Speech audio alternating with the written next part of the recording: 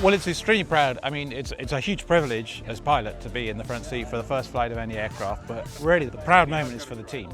I had a few minutes to work. Everyone else has been working for years and thousands of hours to put this aircraft together. I mean, this team has come such a long way in a short amount of time to develop this beautiful aircraft. This is a culmination of a big journey, but the start of the next one.